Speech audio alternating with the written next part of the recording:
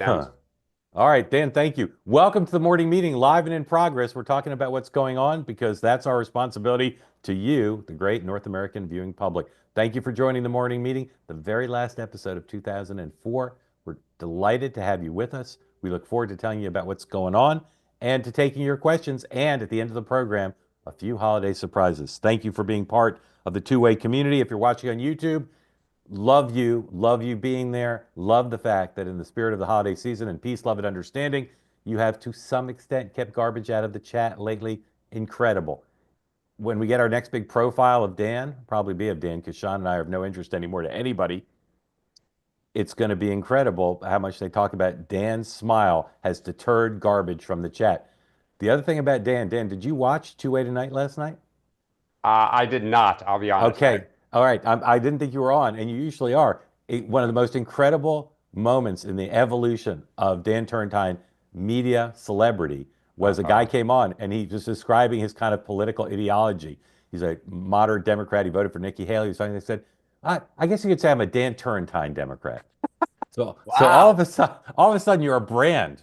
You're a brand of Democrat. So I love that. And if you're watching here on the two-way platform, welcome in. You get to see Sean Spicer for an extra minute, which is a luxury not everyone has. Sean, how is it feeling in the Schumer era on the precipice of the Schumer shutdown? How are you feeling? It's a mixed question. You can tell by my voice, I'm a little under the weather. So personally, not not on my A game, but this is gonna be fun watching down. But I will tell you, I said it yesterday on the show. I think what you're gonna see today is as close to a clean CR kicking in the can into January as I predicted yesterday. Yeah, I think you might be right. We'll get to that in a moment. First, a look at today's day book. All right, President Biden, who we'll be discussing in a moment because he's president and there might be a shutdown of his government. 210, he goes and visits patients and families at Children's Hospital, National Hospital with Jill Biden. It's great that he's doing that. 12:15, the White House press secretary will brief, and she will be taking no quarter or giving no quarter to Republicans in the messaging wars over a potential shutdown. So if you got nothing better to do at 12:15, I recommend that briefing. It's going to be sizzling. The Vice President of the United States, let me read this carefully so I don't get it wrong. She will be in Washington, D.C., where she will receive briefings and conduct internal meetings with staff. These meetings will be closed press. Donald Trump, no public events. J.D. Vance, no public events, but presumably spending a lot of the day on Capitol Hill trying to unstick the stuck. And we'll talk about that and J.D. Vance in just a moment. Congress, as I wrote in the day book, struggles, postures, and reads X to try to figure out what's going to happen next. So, guys, so much to talk about regarding where we stand on this situation. And we're largely going to talk about this situation, as I said at the end of the program. We'll have some special holiday things I hope you will enjoy. According to latest from Jake Sherman of Punchbowl, Anna Paulina Luna just came out of the Speaker's office and said there will be a vote on something very similar to yesterday, which, if true, would make Sean Spicer incorrect. She said Republicans are not going to negotiate with the Democrats. She said there'll be a vote at 10, but I doubt that's true. Well, Um, I just texted yeah. someone, one of the members in the meeting right now said that they are still in the meeting with the speaker and the VP elect. So And I have a is a hard time. Freedom Caucus meeting or a different group? Freedom Caucus. Yeah. Well, okay. So it probably didn't start at Nice job, 7:45. Sean. If it did, it's a long meeting. Sean, keep us posted. All right. By the Donald way, Trump. whoever Kenneth Woods, we need to call on him today because that's the best background. Can we just tee him up, whatever he wants to ask? All right. All right. We'll get to Kenneth Woods in a minute. All right. So last night, Donald Trump weighed in on Truth Social about the situation. Put that up, please. That's 101. And he was defiant about the debt ceiling. A lot of the people who voted no, a lot of the House Republicans who voted no, and a lot of the Democrats voted no, did it because they didn't like the inclusion of suspension of the debt ceiling for 2 years. And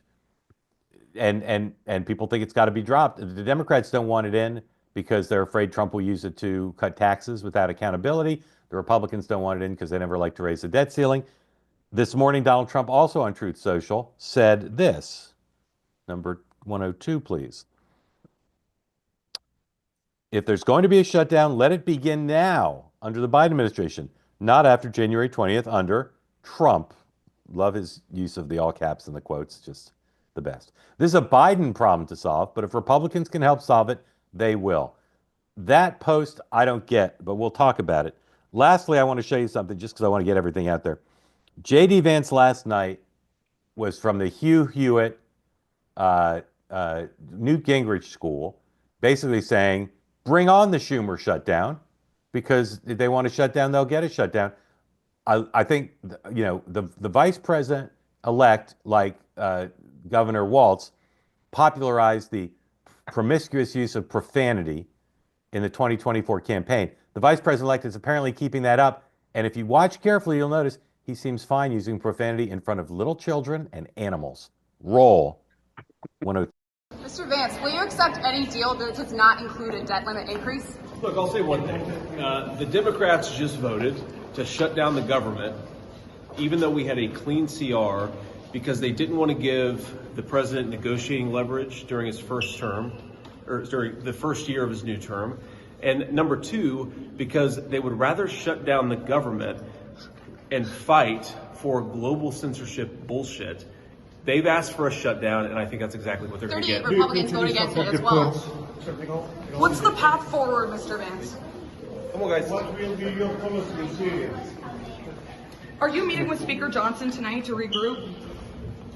Out of this, I say with presumption of grace towards J.D. Vance, who's a very nice man, that I do not like profanity in front of children. Happens on the streets in New York all the time. Full disclosure, Mark, that's his dog and his children. So, well, I know. I don't know. It makes it any better, though. no, I'm just saying they probably heard it before. Yeah, all right. Not a good look as far as I'm concerned. Again, nice man, great dad by all accounts, but I don't think he should be doing that. And whatever. All right. There's lots of strands to discuss, including what's going to happen next. And we try to be forward looking, but I want to talk about two things that are seemingly backward looking, but with implications for going forward. The first is 30 House Republicans defied the explicit request of Donald J. Trump. Sean, why did they do that? Like, they could have all just voted yes and headed home. Why did they vote no? I texted with a couple of them last night. I mean, their view is we didn't come here to increase spending. We're not going to be part of the problem. And by the way, I don't see from my conversations with some of these folks last night, they're not backing down. They're like, this is a principle thing. So what did they want to vote for? A clean CR through March with nothing else on it, not even disaster relief? I don't think the date was the issue. Well, but do they want disaster relief? No, clean CR. Clean CR. All right, Dan, what does it mean for Donald Trump's power? For days we've been talking about him as like King Kong, Godzilla, King of the Hill, controls the whole thing. He couldn't have been more clear. I killed this thing, vote for this thing, they vote no. What does that say to you? Well, some of us weren't saying he was Godzilla, that once he had to start governing, we would see the messiness and he'd start burning Capitol down. It tells me that the no caucus is going to be the no caucus.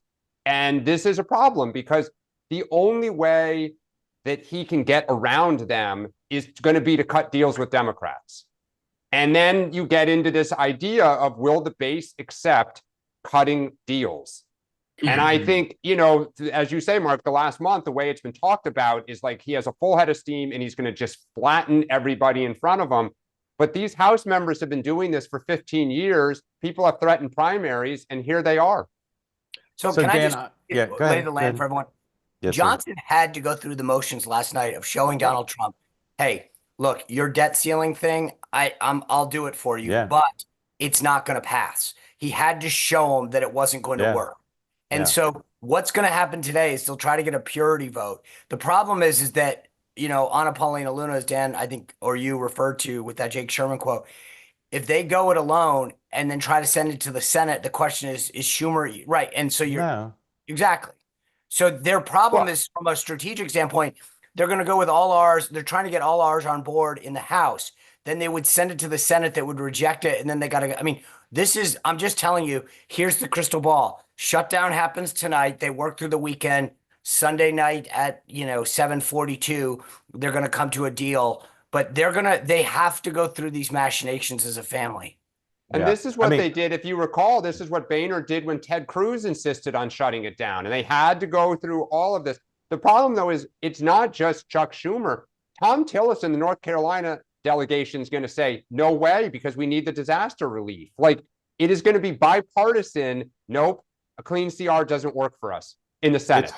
It's hard to game out what Democrats will demand once the bazaar is open, right? Because they don't seem to be in a mood to settle for anything or to cut a break to Trump or Johnson or Musk. And they like the original deal. And so anything short of the original deal. I said this yesterday. This is why you do a short-term CR and say, guys, we'll kick the can to January 5th, 6th, 7th. We'll come back. We'll deal with disaster aid, the bridge, all your other stuff, the farm bill. But you have to keep it short and nuanced in order to, because Republicans can actually turn the tables right now and say, hey, we're keeping the government open for 10 days. Democrats are against it. Why? Well, so if that happened, right, Trump wants the debt ceiling out of the way. And I see why he does.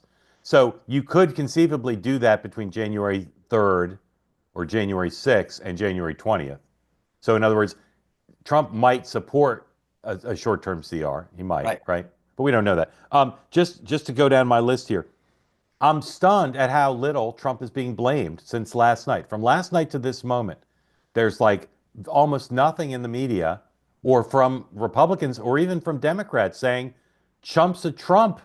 Trump's a chump. He killed a bill that had bipartisan support. Now he proposed his own thing. He strongly urged people to support it. Why is he not being blamed for what's going on? I think it's because Musk got out in front of him first. And so what you're hearing is this, like, it's Musk who did this, which I don't think is a smart strategy. Let me just say, Musk was given credit / blame for killing the Plan A. Yep. But Musk was not a huge supporter of Plan B, not as strong as Trump was. I'm not even sure. Did Musk tweet in support of Plan B? I don't even know that he did. No. Don Jr. has. He certainly wasn't as out there as Trump. Trump was like, this is my plan. Everybody vote for it. All right. Shutdown politics. We've talked about it the last couple of days. I just think it's very hard for Republicans to win a shutdown. JD can go out and say with profanity, this is their shutdown. They want it. But I can almost guarantee you, I will put my knowledge of how media works and how the public receives shutdown coverage. I will put my entire career credibility on the line to say, if the Republicans don't have a really innovative plan to win this, they will lose this. Their leverage will dissipate after a shutdown. That's my premise. Anybody disagree? I think the problem is you have a current president of the United States. The people still, at some point, you have to go. There actually is a president. We may not hear from him or see him, but he still is the president. But Democratic presidents don't get blamed for shutdowns. And there's no division on the Democratic side today. That could change. I mean, the thing is, whether you put up Biden, Jeffries, or Schumer, it's going to be a consistent message. If you put up Johnson, Trump, and Thune, all over the map, there isn't necessarily a consistent message. So the problem is their party is divided, our party is united. And I think you're united around nothing, Dan. You're united around opposition. No, they're united around the original deal. They're united around Elon Musk has too much power. They're united around the Republicans are killing cancer research. It's all the normal stuff. And it's all the stuff the press will cover and say, there was a deal. It helped people with cancer. It helped people with disaster relief. And it was bipartisan. It was bipartisan and it was signed. And it was, as Stevie Wonder would say, it was signed, sealed, and practically delivered. And the press is going to say, this is the Trump, Musk, Johnson shutdown. Can't these guys shoot straight? That's what's going to happen. Unless there's some innovative plan. They did it at the last minute. They didn't do it a month ago. Exactly. They did it 48 hours out. And again, I think this is where it's key. Trump did not come out and say this is a bad deal.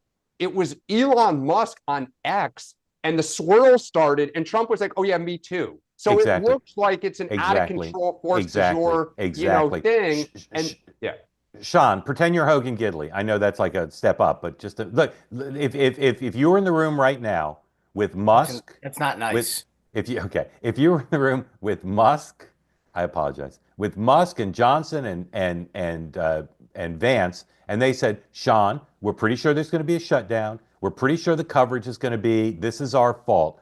What's our message? What's our strategy for winning the argument so that when there is a deal, whether the deal is for a short-term CR or in January, what's our strategy so that we get what we want out of this bill and we're not rolled by Schumer and Jeffries? So I believe that they need to demonize the old bill. We had a 1,547-page monstrosity that gave a raise to members. But it was a Republican to negotiate Hold on, bill. that's okay. Republicans control one, but you're asking me what the message is versus the reality. The Well, message. but what I'm reality, okay, don't but always add up. what I'm saying is, if you come out as the press secretary for the Schumer shutdown, I'll say, Mr. Spicer, you're demonizing a bill that was written by and approved by your own Speaker of the House. Yeah, and unfortunately, the members didn't realize that there was a pay raise, an exemption for them. I mean, we go Okay. through everything and then say, so Okay. you know what we're going to do? We're going to keep this absolutely clean. We're going to extend the fund for the government, and then we're going to deal with these individual issues as standalone bills. Let them stand and fall as they may right away on December. I mean, put a plan together that says, hey, here's what we're going to do with each of these other issues. I think there's no way, if Democrats are going to do a short-term CR, it's going to go in past January 20th because they are going to make Donald Trump own this stuff. You can sit there because, Sean, you said this before. The problem is the No Caucus won't do storm relief. The No Caucus will not do. Well, no, they will if it's paid for. They will if it's paid for. But it won't be paid for. But look, if you do it to January 3rd, though, you don't have Trump as president, but you do have Republican majority in the Senate. But they want, look, the problem for our party is we always get asked to do the debt ceiling because it's the right thing to do. The fact that Trump is tweeting to 2029 is the biggest sign of political weakness I've ever seen. He is terrified of having to do this and two reconciliation bills because he's going to say, if I cut taxes, it won't raise the deficit. I'm going to cut $2 trillion, isn't going to do anything. No one's going to be harmed. He doesn't want to have to go and beg his own party to deficit spend additionally, pass all of this stuff that they're not going to pay for because they don't want to have to start trying to cut programs. And he doesn't want to go into this. So it's the ultimate like white flag of you do it, you deal with it. In fact, do it for my whole term. So I don't have to touch this thing. Well, but if he gets it, he'll be happy. So I don't think he'll care. That's a big if. So Sean, I think your answer is the answer, and I'm not even sure why they need to wait for a shutdown. Assuming you can get Schumer to pass a short-term CR to January 3rd, and just challenge him just to say it's the holidays. Let's deal with this after the holidays. Then January 3rd, you have the Senate. You have Senate control, and then you send somebody to Biden's desk and make him sign it. Right. Yeah. So the question is going to be, well, if they can get that done, will Schumer pass that? I think Schumer wants to exact as much pain as possible. He does not want to help these guys. Well, but he's helping them. But he's helping them if he lets Trump and Johnson negotiate this with Thune as majority leader. That's a big help for Trump. Right, but he gets nothing out of it politically, and I think Schumer wants a pound of flesh. Yep. You want our votes? So you're saying he won't pass a short-term CR till January 3rd. The problem is that in the world that I describe, Republicans are on message and go out there and say, this is what we're doing. And unfortunately, I don't see that happening. And you're going to have 5 divergent messages. Therefore, if Schumer is offered a clean CR through January 3rd and turns it down, then I think actually calling it the Schumer shutdown could work. I agree. Okay. I agree with you. But you know what I think they would do? I think Schumer will turn around with the Georgia senators and say, we're putting the disaster relief on. I will not let the Georgia people go at Christmas without their relief. If you're Ossoff, this is your chance to say there's value in being a Democrat. And then he's going to dare the Freedom Caucus. Brilliant. All right, Sean, then what does the House do? Well, I mean, the bottom line is we're talking about 5 days. There's plenty of money in the pipeline. We know that. So it's not like the money. We're at the wit's end here with respect to disaster relief or FEMA funding. So they've got plenty of money right now. This is like money that will help them like long term. So it's a little bit of a crying wolf situation. Yeah. You're nearly as good as Hogan Gidley. That was excellent. Sorry. All right. We're going to get to your questions after one more topic. So if you want to be in the conversation and you're here on the two-way platform, please raise your hand. Joe Biden, of all the things that have happened during this transition, where he has been, MIA and just out of the picture, this is incredible. I mean, what's happening now with him is incredible, right? Completely out of the picture. Washington, Tutla, Washington is still buzzing about yesterday's Wall Street Journal story, which does the best job anyone's done yet, chronicling how Joe Biden, throughout his presidency, not just at the end, was protected by the coterie of aides who understood his mental decline, his acuity decline was something that needed to be shielded from donors and members of Congress, the media, and others as much as possible. That story barely scratches the surface. I haven't even started my deep reporting on this topic, and I've got way more than they had, I say with respect to the Journal, because they did a very good job. But that story, combined with what's going on with Joe Biden, Dan, what does it say about the end of the Biden presidency that he is so MIA as his own government is on the precipice of being shut down? It's sad. I think it really is the capstone to what has been a kind of slow decline throughout his 4 years. And nobody would say it's good to just go completely out of sight, right? If you're frustrated that you were run out of the race because people think you're too old and you're not up to the job, you would think out of pride you would want to do things to show like, nope, I am fully capable of doing this. And I passed the baton on to the new generation because I just thought it was the right thing to do. He can't do it. So this goes to the whole thing of like he didn't go to Notre Dame because for whatever reason they didn't want to put him out there. And now here it is. It's a shutdown. His party's unified, so it's not like he has to go out there and fight the losing hand. He can't do it. They cannot risk another day where he just embarrasses himself. And the story is not what we just talked about. The story is that the president is, really not there. Well, how embarrassing is it beyond that his own party isn't asking for him? No one's saying we need the president to get involved, the vice president to broker a deal. She literally turned her motorcade around last night. I think somebody was like, this doesn't look good. Yep. But that I think is the bigger issue, right? No one in the Democratic Party is saying we need Biden to get involved. He's the grandfather of the Senate. He can help broker this deal. That was what his role was under Obama. Yeah. And here you have a guy who's not only not there, but his own party isn't looking for any kind of leadership from the current president. Yeah, I mean, look, it goes to the same reason that they ran him out this summer, which is that the leadership all knew this was true. They all knew that there was no way he could recover because if they put him out there more, he was likely to do it again. And so to your point, Sean, the leadership's just like, yeah, time to move on. All right. We've got some very opinionated folks in our community who think, they want to weigh in. I'm trying to figure out who to call on first. I like to go outside the Beltway.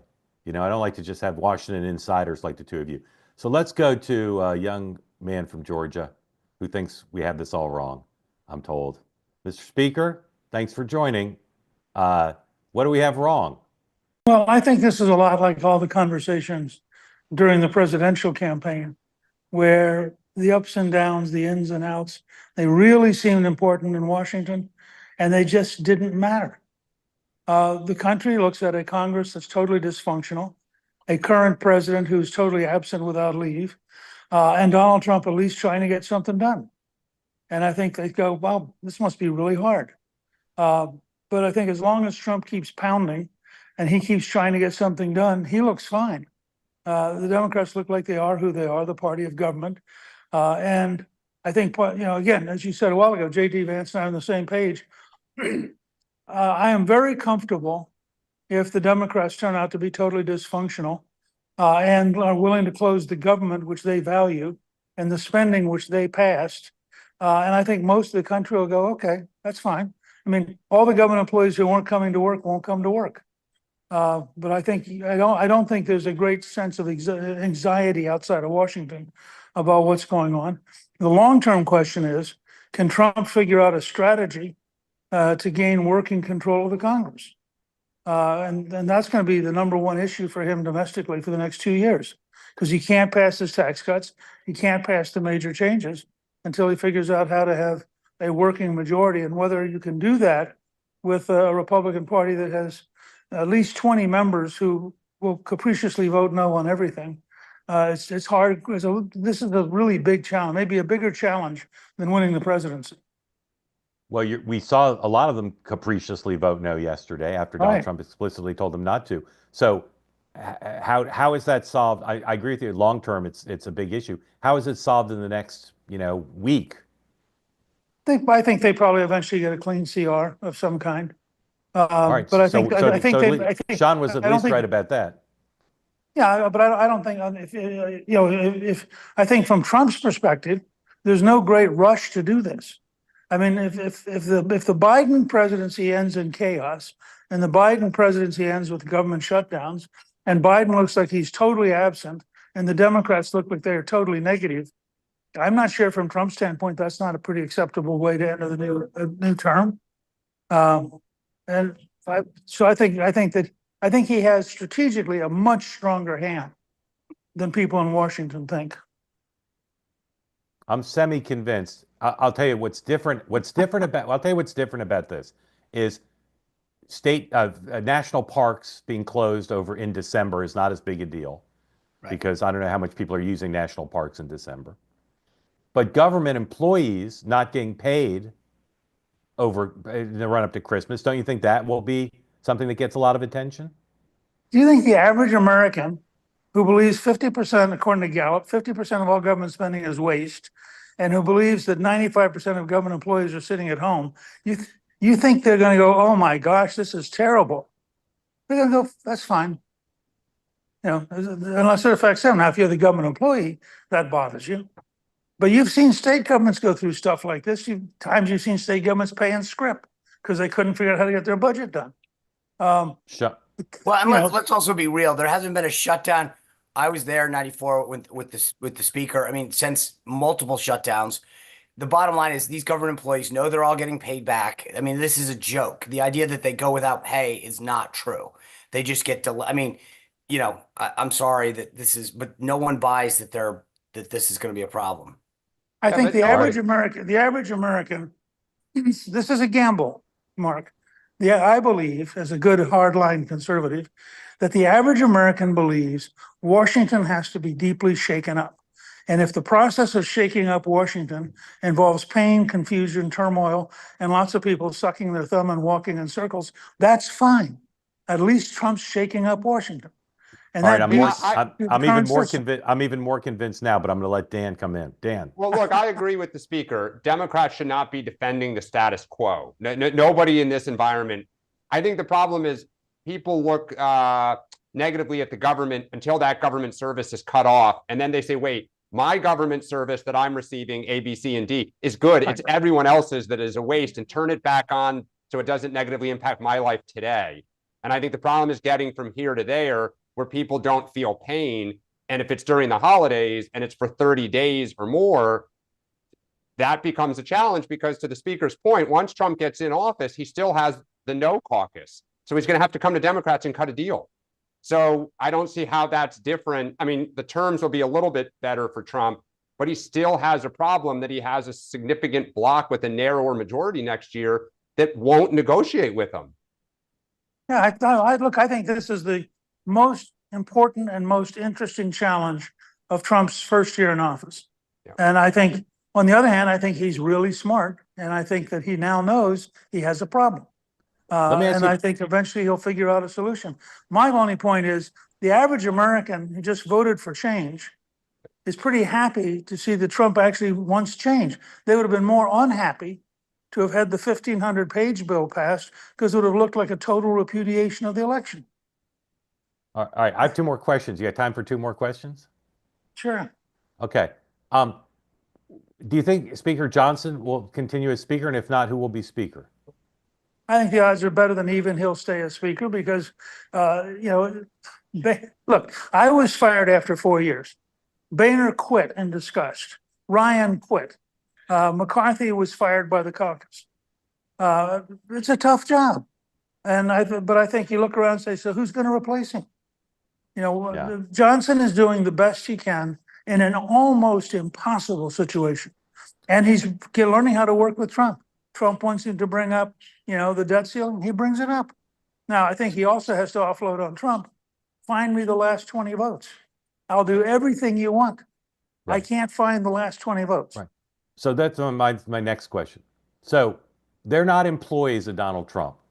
And Right. and as we all know, the culture has changed. They've got independent bases of fundraising and media access and social media.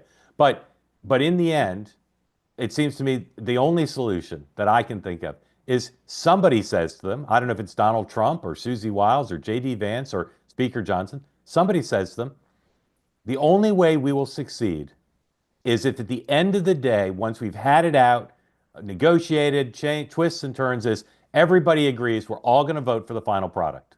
That's the only way we're going to succeed. And if you all won't vote for the final product because you'll be the enemy of anything that passes because someone in the Twitter doesn't like it, we're going to fail. And just say we're not going forward with you if we can't trust you to vote for the final product. Would that have a chance of working? I don't know, man. At some point, somebody just needs to give the hardliners a little lesson on Eisenhower, Nixon, and Reagan, all three of whom concluded that it was easier to cut deals with the Democrats than it was to deal with the hard right who get up every morning saying, I know the answer is no, what's your question? And so they just have to decide. But I mean, the president will find a technique for controlling the Congress. Now, whether that technique involves dealing with the House leadership on the Democratic side, or whether it involves selectively wooing 20 or 30 Democrats. I mean, it's important to remember, he will be president. He will have $6 trillion every year. He will have huge capacity to do things. And, you know, it's not a foregone conclusion to me that somehow overnight Trump's going to turn into this helpless pawn of the Congress. But also, I mean, in my judgment, because I'm a fanatic about this, you have to go to the country. The country has to it's not Trump saying to Chip Roy, it's 50,000 people in Chip Roy's district saying to Chip Roy. Now, then all of a sudden you've changed everything. And that's what Reagan did brilliantly. And you may remember that this great line from O'Neill, who said after 46 Democrats voted for the tax cut in 81, O'Neill goes, we had this tidal wave of phone calls. It was terrible, you know, because the country spoke. Right. And I think that's part of what you have to do. All right, let's bring in another son of the South, former North Carolina Governor Pat McCrory. Governor, welcome in. Haven't seen you in a while. Happy holidays. First of all, what do you think of all this? Congratulations, Mark, on a great year. And both of you also, really, you provided a great service, and it should be recognized at the end of this year. Thank you, Governor. Appreciate that. Thank you. Do you have a question or comment? Well, the question and comment is this, is that I actually went back to No Labels the last 2 weeks, went to D.C., and they had a heck of a turnout among Democratic and Republican senators and congressmen and women. Is there a chance, after what happened last year with the presidential ticket and so forth, which I was very active in, that they could play a role in finding a coalition that is desperately needed? And I mentioned one name on the Democratic side, which I was very impressed with, is which the Democratic Party needs desperately, and that was Congresswoman Perez from Washington State. She blew the room away. By the way, she cussed just like J.D. Vance, and my dog heard the cussing, I might add, very offended, but she'll take it. She grew up on the streets.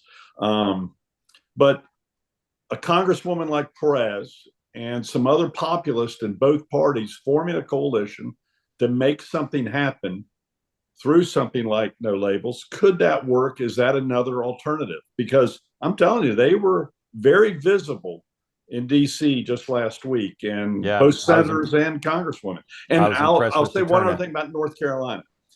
If the emergency assistance is not provided, somehow Senator Tillis, who's a very good friend of mine, and Senator Budd would have to really do a heck of a communications job to tell the public that the money's already there for at least the short term. And that would have to be part of the deal. I'm sure the new governor of North Carolina, Democrat, would take advantage of that and try to communicate another message, which would be an interesting dynamic if the Democrats try to pile on, because right now the Democrats have gotten a major hit on very poor response. And the Biden administration and the governor have been partially blamed for that. So that's my question. What do you guys think? Yeah, Sean, and then Dan, what are the prospects of some Yeah, sort of bipartisan? so, We've seen on immigration, there are already conversations. Yeah, I would just tell you that MAGA world doesn't want conversations. They want actions. I don't want bunch of I mean, I don't. We won. We won convincingly. We won the popular vote, the electoral vote. We made gains with minorities. I don't want to sit around and play footsies with a bunch of people on the left and figure out how to do bipartisanship. I want action. I want it to stop. It doesn't take bipartisanship to close the the border. It doesn't take bipartisanship to cut the deficit. So I don't want a bunch of meetings. I don't want a bunch of commissions. I want action. And I think I speak for a lot of people in MAGA world when I say that. So I don't, if they want to join, get on the bandwagon, which I think we've seen with some Democrats with respect to Doge, God bless them. You got ideas about how we can cut government, I'm all for it.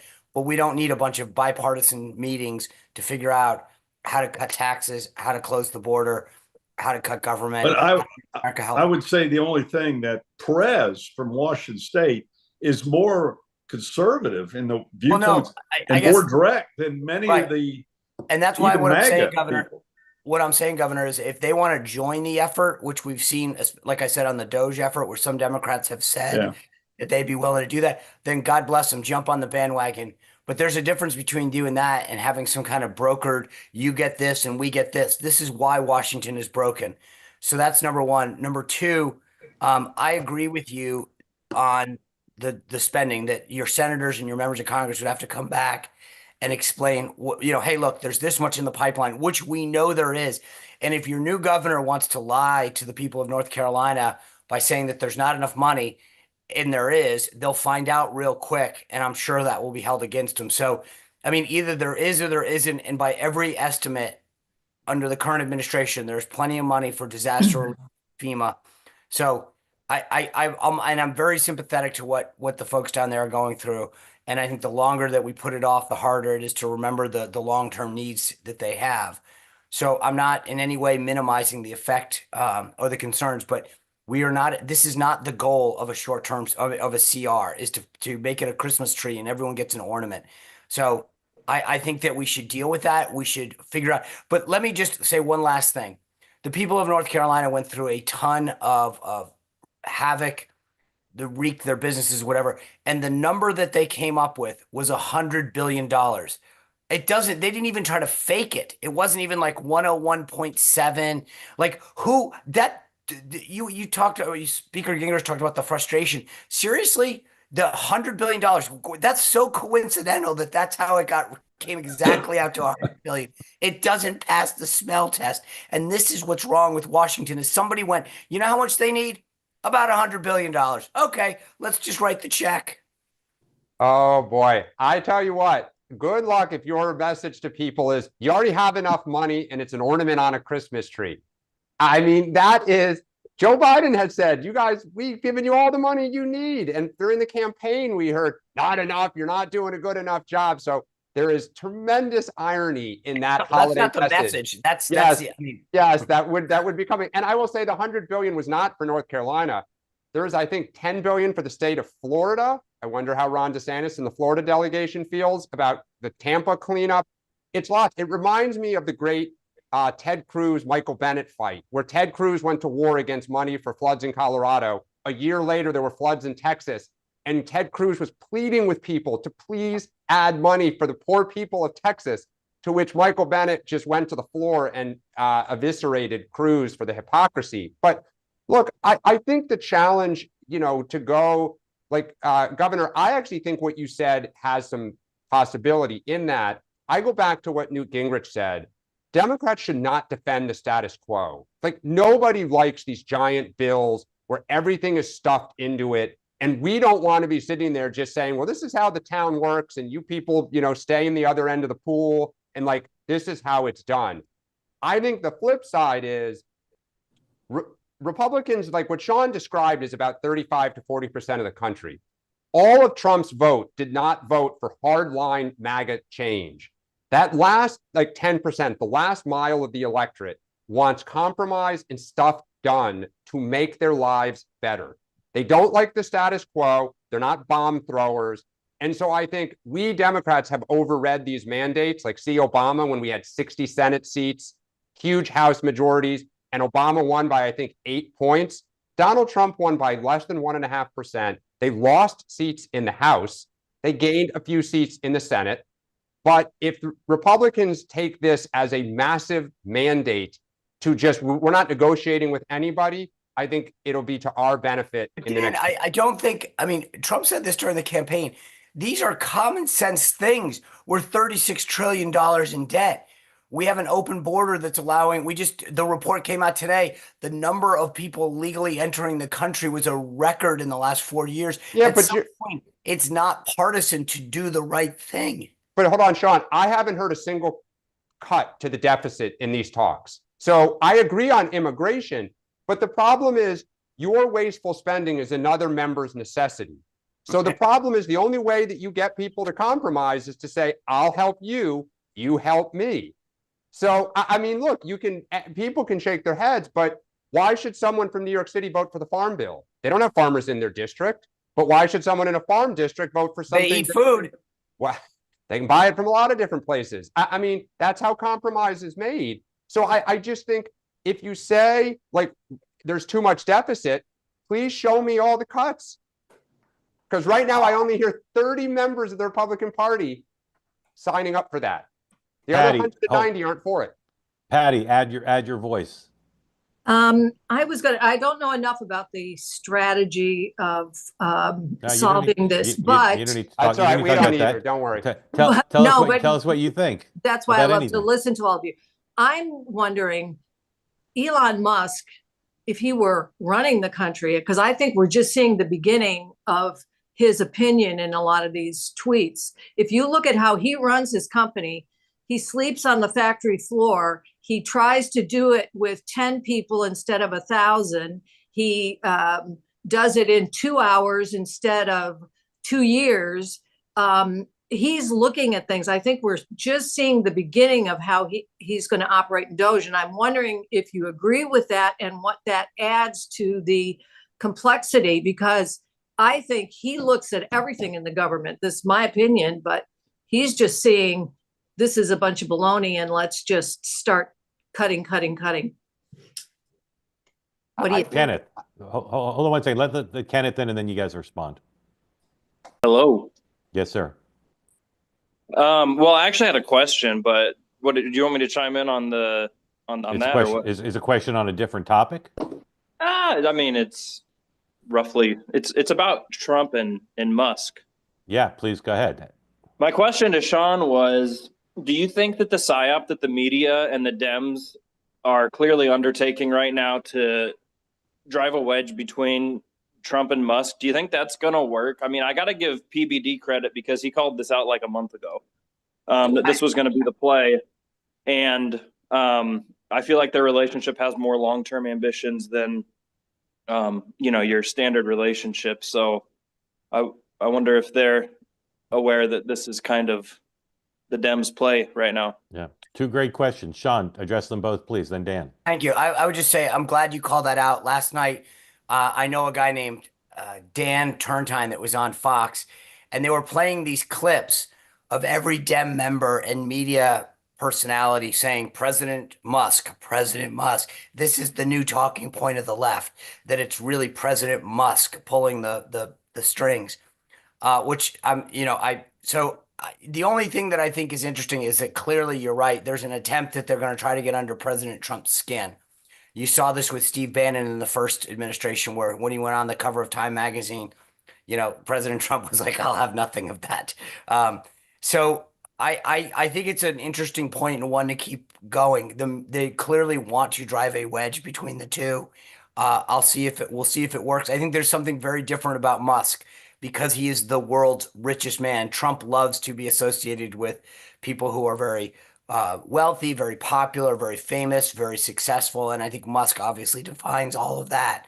So I don't know if he is the anomaly that, sort of the unicorn of people in Trump's orbit that doesn't get attacked. And then, Patty, I would just say, look, I think the $1 million question that you're asking is, Washington and the bureaucracy loves to fight back. Dan mentioned this earlier. Everyone's got a constituency and everyone's got a job that depends on something. So do people fight back? The last thing I would say is, look, having been in and out of government, in the military, there are rules written about how certain things operate that in some cases actually make sense. In some cases, they're actually ridiculous about how we have to do business. And there are some things that don't, from a private sector standpoint, make absolutely no sense in terms of duplicity and inefficiency, but the government has written them a certain way. So Elon may identify some of those things and say the private sector would never do that. And he's right, but the government regulations mandate a certain way that things have to get done. So the question is going to be, when the rubber hits the road, what are people willing to do? And how much are we able to stand by them? I would urge both him and Vivek to start, as I've said many times, highlight the easy stuff, show people the inefficiencies, the waste in government, and get them bought into the system, much as Speaker Gingrich did in the lead up to the contract with America. Because people need to see in very tangible ways, like when you talk about like inefficiencies in a procurement process, it's like, if you talk about the fact that like these toilet seats in the Pentagon cost $78,000, people are going to be outraged. So they need to start with things like that. All right. Dan, go ahead. Yeah, I think you'll continue to see Democrats try to drive the wedge between Musk and Trump, just given Trump's history of a short fuse. And there's only one star in the movie at all times, and that's Donald Trump. I think on Musk, to Sean's point, the challenge is when Musk runs his companies, he's the CEO. If you don't follow what he says, he fires you, right? He's the chairman of the board too. There's a co-equal branch in Congress that has two different bodies, and then the courts. And so when they try to cut stuff, the challenge is going to be the people. It's not just Democrats. The famous story is when the Navy wants to get rid of a ship, right? Because it's way too expensive to keep repairing the ship. And they say, we don't want to spend $1 billion to repair it. We'll build a new one for $500 million. Congress defeats that effort because the ship repairs are in, 2 senators' districts in Mississippi, I'm making this up, and Alabama. And those are jobs. So the last part of it is, and it's hard to think about today, in about 18 months, you know what people will start saying? You guys are going to be gone, Trump and Musk. We'll still be here in 2029. So they will start to lose leverage because it just becomes a voice drowning out. And Dan, who's the star of Butch Cassidy and the Sundance Kid, Robert Redford or Paul Newman? Robert Redford. Okay. Catherine Ross. Oh, good answer. Probably good answer. Probably the right answer. Don't you think that Musk's influence wants to go beyond 2028 though? He needs somebody. But here's the thing though. Musk has so many conflicts of interest. Who else is going to outsource everything to, if Musk wants to go beyond, run for president. Put your name on the ballot. He can't. He didn't serve here. Kenneth, Patty, and Governor McCrory, thank you all for joining. Congratulations. Have a Merry great Christmas. holiday. Thank you. Merry Christmas. Thank you Patty. very Merry much. Christmas to you. Governor, thank you for your support of the community and for your kind words. All right. It's Christmas time here on Two Way. In our last episode, we won't be with you on Christmas, so we're gonna do some little Christmas stuff. First up is Dan's gifts for me and Sean that he sent us that we'll be opening right here, and you can all see what we're getting. Sean, ready? Both have our identical envelopes. 3, 2, 1, open. All right. Oh my God, it's still breathing. All right, here. Oh, this is very nice. This is what we call a one-of-a-kind gift. You wrapped it so well. Yeah. Yeah. Well, you know what? All We right, get very nice. our presents early. We don't do our holiday cards early, so we didn't have a card to put with it, which you guys will get later All right. on. But Dan, thank yes. you. That's lovely. How can I wear it? It's a pocket square. It's a morning meeting. Well, I know, but can I wear it as a like a little? Can I do like a little Red Riding Hood thing with it? Is that Oh, I possible? like that. That works. Yeah, That works okay. well. Just All make right, sure thank my you. face is the one that you wear, Mark. Yeah. Okay. Thank you for that. Now I want to show you a gift I got from a valued member of the community. This is from my friend Michael Granoff, who lives in Israel, who's joined us here. Michael Granoff got me this framed reproduction of the vice president's daily schedule. As you can see, it's very well framed, and it says, read it with me. The vice president will be in Washington, D.C., where she will receive briefings and conduct internal meetings with staff. Say it now. These meetings will be closed press. All right. Great gift. Great For idea. Dan and Sean. For Sean, here's what I got, Sean. Please put up 104. Oh, geez. As you know, I give Sean a hard time nearly every day because for some reason Sean doesn't know how to use the word overstate versus understate. Here, I got Sean a clipping from Semaphore in which they cite a letter from several members of Congress who say the value of access to untainted information cannot be understated. They mean overstated. Sean, you're in such good company with members of the House of Representatives who don't know how to use the word overstated. Well, Merry Christmas. it's nice that Jake Auchenschloss actually signed that letter. I feel very connected to my New England roots. Now, my present for Dan is Uh-oh. an acknowledgement of what I mentioned earlier. Not only do people now refer to themselves as Dan Turrentine Democrats, but Dan has leapt off the tiny little platform of Two Ways Morning Meeting to large, bigger stages. Please roll 106. Well, we're beating this into the ground. Joining us now is Dan Turrentine, co-host of The Morning Meeting, and former Democrat advisor Mary Catherine Ham, Outkick columnist, Fox News contributor. Dan, they were lying to... Welcome to Jesse Waters Prime Time tonight. Who is in charge? I don't remember the last time we even talked about JD. You're right. He's planning the presidency when they get rid of Trump. Stay away from the stairways. Trump is rewiring your brain. Buckle up, everyone. This is probably what governing looks like in 2025. Every day, more and more, it is shocking Biden's absence. Like, part of me wonders, like, where's your manhood? To you, Dan, is a Christmas designation. Howard Stern, sayonara. Ladies and gentlemen, may I present to you the new king of all media, Dan Turrentine. Merry Christmas. I loved Mary Catherine Ham's eyebrow when they said the host of the morning meeting, and she went, I've got to tune into this. I love the fact that you were in 66 2/3% of all Fox News primetime shows last night. Very impressive. Thank you to Sean. you. Sean, over to you for Christmas remarks. I'm very grateful this year for everything that's come this year. I'm excited that we've been able to build this community together, and all the comments that people make and the kind remarks that people make, and the platform that has come together in a way that is like no other. I've heard that before. So I'm looking forward to a very, very robust 2025. Dan.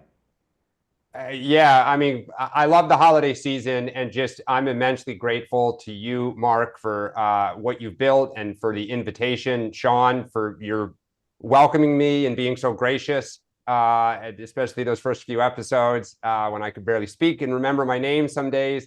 And just to everyone on here, thank you so much for everything, and excited for the new year.